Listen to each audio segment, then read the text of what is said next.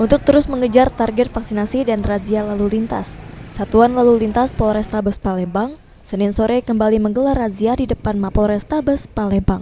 Selain mengincar pengendara roda 2 yang melanggar aturan lalu lintas, seperti tidak menggunakan helm, knalpot racing, dan pengendara yang melawan arus, pengendara roda 2 yang melanggar dan yang belum divaksin bisa memilih untuk diterapkan hukuman, tilang di tempat atau hukuman tersebut diganti vaksin COVID-19. Terlihat sebagian pengendara yang melanggar aturan lalu lintas lebih memilih divaksin ketimbang ditilang.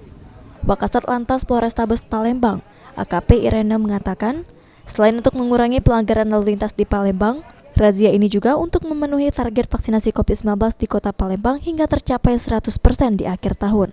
Kini vaksinasi COVID-19 di Kota Palembang baru mencapai 70% masyarakat yang sudah divaksin.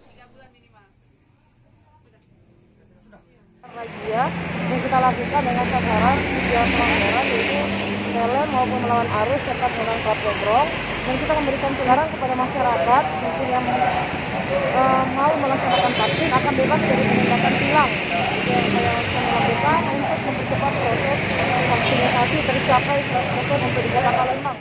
Razia seperti ini yang biasanya dilakukan pada malam hari akan diterapkan juga pada sore hari untuk mengurangi angka pelanggaran lalu lintas dan mempercepat capaian target vaksin di Kota Palembang.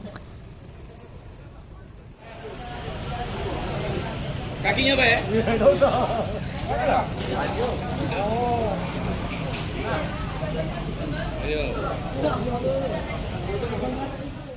Heru Wahyudi, PAL TV.